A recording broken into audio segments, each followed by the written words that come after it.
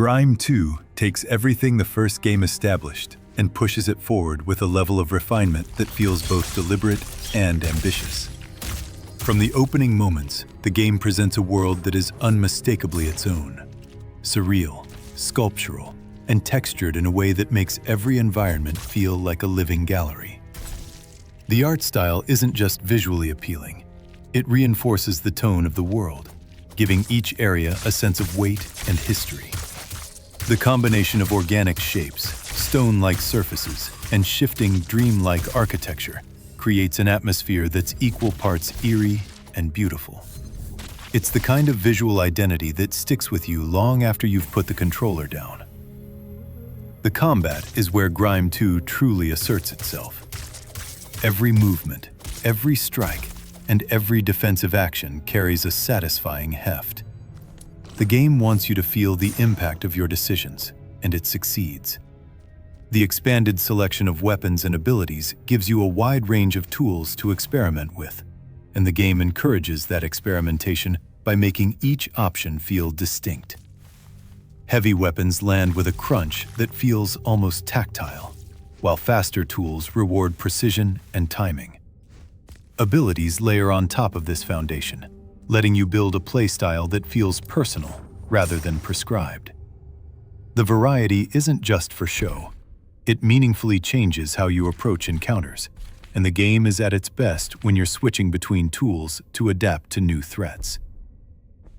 Difficulty is another area where Grime II shows thoughtful design. On the default setting, the game can be punishing.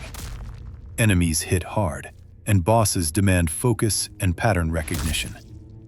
But the developers have built a flexible system that lets you tune the experience to your liking. If you want a smoother, more forgiving journey, you can reduce incoming damage and soften the spikes. If you want the opposite, something harsher, more demanding, and more reminiscent of old-school challenge, you can increase the difficulty and turn every encounter into a test of endurance and precision. It's a smart approach that respects players of all skill levels without compromising the core identity of the game. Performance is consistently strong. The game runs smoothly on my machine, maintaining stable frame rates even in visually dense areas or during chaotic fights. That stability matters because the combat relies heavily on timing and responsiveness.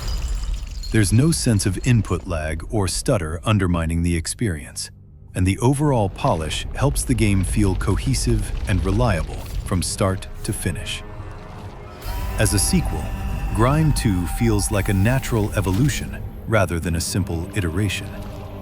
It builds on the strengths of the first game, expands the mechanical depth, and sharpens the pacing without losing the strange, atmospheric charm that made the original stand out.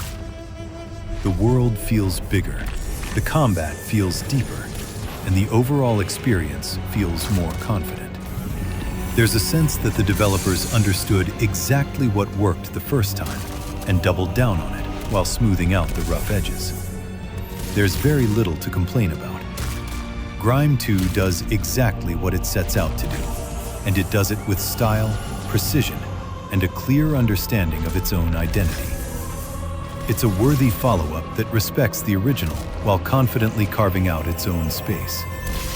For fans of atmospheric action platformers, it's an easy recommendation. For fans of the first game, it's practically essential. Highly recommended.